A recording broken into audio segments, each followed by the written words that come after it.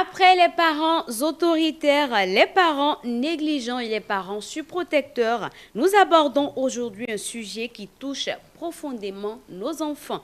Il s'agit des parents absents.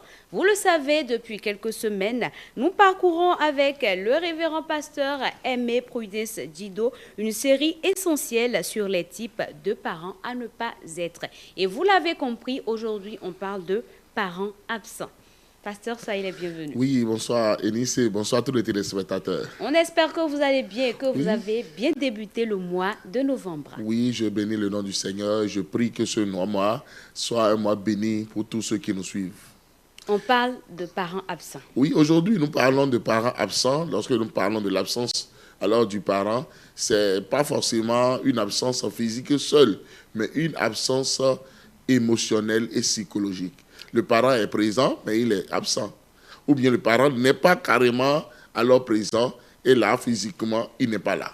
Un parent physiquement absent, que peut-on comprendre par là? Un parent physiquement absent est peut-être ce parent-là qui voyage beaucoup, un parent qui ne travaille pas dans la même ville où alors son foyer est basé, et là, on ne le voit pas pratiquement, les enfants ne le voient pas. Ou bien son travail est trop prenant, il revient à la maison tard et il repart très tôt.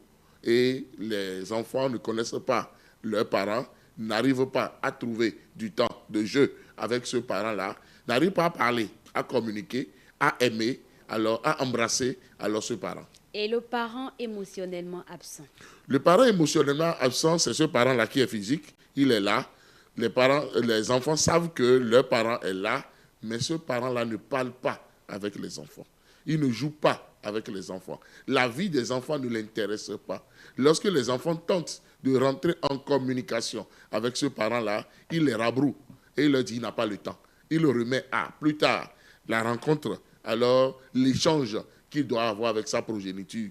Et ça, c'est vraiment un parent absent émotionnellement et psychologiquement. Et ce n'est pas normal.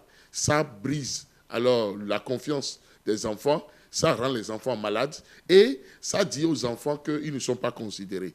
Et là, c'est pas bon. Et on se demande ce qui pousse les parents à être absents. Oui, beaucoup de choses peuvent justifier alors le fait que le parent soit absent. Si c'est l'absence physique, on sait que c'est la recherche de l'argent, c'est le travail qui peut amener les parents à être absents physiquement. Mais le parent qui est absent émotionnellement et psychologiquement, sûrement, dans son passé, il y a eu des chocs, il y a eu des traumatismes qui ont fait que ce parent-là est devenu alors ce qu'il est devenu et ça n'aide pas sa progéniture. Ou bien carrément, l'enfant n'a pas été désiré. L'enfant est venu à un moment donné où le parent ne voulait pas d'enfant. Et là, cet enfant-là est comme un rival qui vient alors dans ce foyer-là et le parent n'est pas d'accord. Si c'est la maman, c'est encore plus grave. Parce qu'un enfant qui manque de l'amour maternel est un enfant traumatisé à vie. Donc, on doit faire très attention. Au moins pour le papa, ça peut se comprendre et ça peut s'ajuster. Mais pour une mère, c'est très difficile. Quel impact l'absence parentale a-t-elle sur le développement émotionnel et psychologique de l'enfant? L'enfant est complètement en désordre psychologique. L'enfant ne comprend pas ce qui lui arrive. L'enfant ne sait pas pourquoi alors il est rejeté. L'enfant ne sait pas pourquoi on l'a même amené sur terre, pourquoi il appartient à un foyer dans lequel on ne l'aime pas, ou le parent ne l'aime pas, le parent ne veut pas lui adresser la parole, ou bien pour lui parler, on le violente. On crie sur lui, on le terrorise. Ou bien, pour communiquer avec lui, on prend le bâton directement, sans communiquer, sans l'aimer. Donc là, ça devient difficile. L'enfant, alors, se recroqueville en lui-même, il est méfiant et il ne veut jamais être en présence d'un tel parent. Et là, lorsqu'il grandit, alors il grandit avec ce désordre alors psychologique, ce désordre émotionnel. Il devient un fléau de la société, il devient un escroc, il devient un voleur, et puis il fait des choses décalées. Et on ne comprend pas pourquoi tout cela arrive. C'est parce que dans son enfance, il n'a pas été aimé par un parent. Le parent était là, mais carrément absent. Il grandit avec la colère dans le cœur contre ce parent-là. Et il déverse cette colère-là sur tous ceux qui sont sur son passage, que ce soit les collègues, que ce soit son conjoint dans le mariage, que ce soit aussi ses propres enfants. Alors, tout le monde y passe. Et ça ne doit pas être le cas. Est-ce que cela peut influencer la confiance en soi, le comportement Oui. ou même le rendement scolaire de l'enfant? Oui, le rendement scolaire et le rendement dans la vie, que ce soit même le rendement scolaire d'abord et le rendement dans la vie, là, cet enfant-là est choqué à vie et se dit, mais qu'est-ce qui se passe? Et n'arrive pas à trouver les bonnes réponses à ces questions. Est-ce qu'il y a des répercussions sur la famille elle-même à long terme? Oui, il y a des répercussions sur la famille parce que cette famille-là n'est pas heureuse.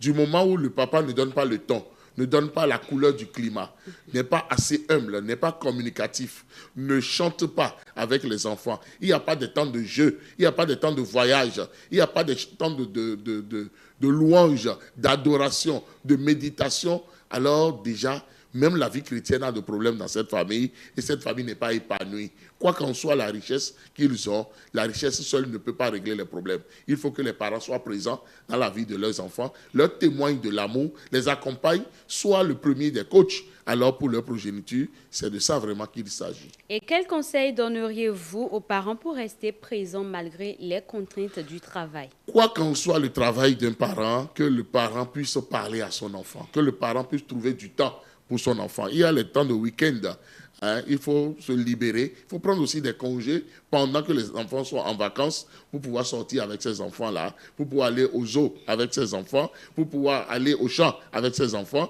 aller à l'atelier avec ses enfants, aller au marché avec ses enfants et initier les enfants à beaucoup d'autres choses dans la vie et faire des jeux alors avec ses enfants pour pouvoir tisser le dialogue parent-enfant. Parce que ce dialogue-là est en train de mourir de plus en plus et ce n'est pas une bonne chose. Coach, comment un parent émotionnellement absent peut-il renouer un lien avec son enfant? Il est temps que le parent puisse d'abord commencer par s'excuser auprès de l'enfant et permettre à l'enfant de parler, hein, de dire tout ce qui est sur son cœur pour pouvoir renouer maintenant le contact avec son parent qui était toujours absent et que le parent promette maintenant changer et devenir plus souriant, devenir plus aimant avec cet enfant-là et être en compagnie de l'enfant pour jouer, surtout pour jouer. Les enfants aiment jouer et c'est de ça vraiment qu'il s'agit. Parents absents, on va parler de ce thème en langue locale.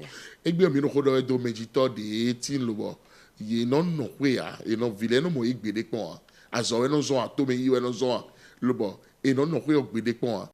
Et non wa igbe do we no sa oku bi bo vilain damlon. Bon, on l'a dit do we no vilain pour nous en dire. Bon, vilain no moi igbe de quoi. Et non eve otitengbe. We go de khodo mi de we ngete méditeur de chobo. Et dit de konde o don. Don tell to e. Et non si rodali sa viton. Et non dai on viton. Nous vivons dans nos tantia et ya minakpe hein notamment à sortir faut parce qu'on faut guider on vient on dit donc et comme ba vio chobo jio don le bo vio et non indi bon droit pas nous vio le bon indi le bon vers nous vio bon non dire et kuin wa nous vio bon et donc mo e vivia et nous goa nous vio non le bon nous sous so et na si wi gbeto tengbe judea de no mo dire méjito chile yin wa nous mia. Nous sommes aidés là, nous t'envoyons le monde, nous les compter. Nous n'avons des soudés, rien quoi, pour divio. Et ouais, maïs, nous vitons. Et ouais, nous finissons, nous vitons, tiens, donc on y et nous bien attendre nos gitons. Et nous disons qu'il faut dire, et nous n'avons pas fini, et nous les vont faire au titingbe.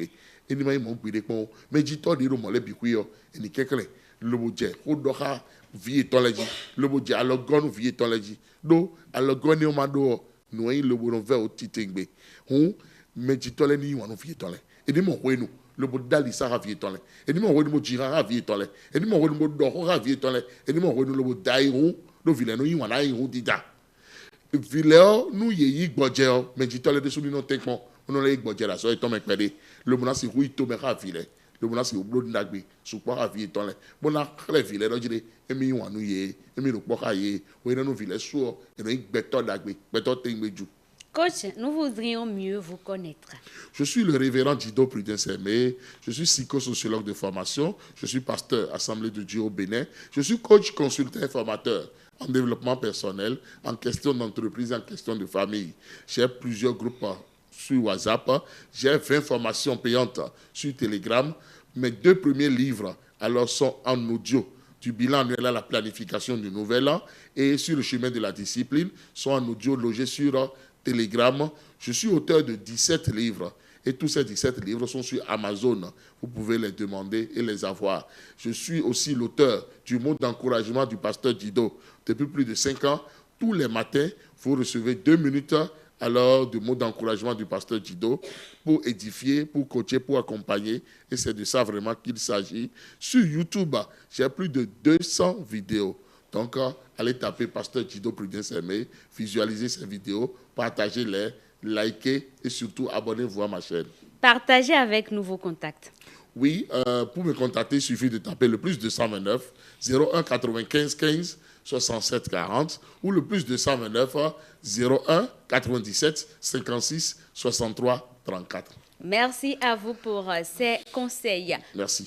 Parents absents, chers parents, être présents pour vos enfants ne se mesure seulement pas en temps, mais en écoute, en attention et en engagement, même dans un emploi du temps chargé. Faites le choix de votre présence, car vos enfants ont besoin de vous pour grandir en confiance et en amour. Et c'est ce qu'on retient de ce premier numéro du mois de novembre de votre rubrique Instant Famille avec le révérend pasteur Aimé Prudence Dido.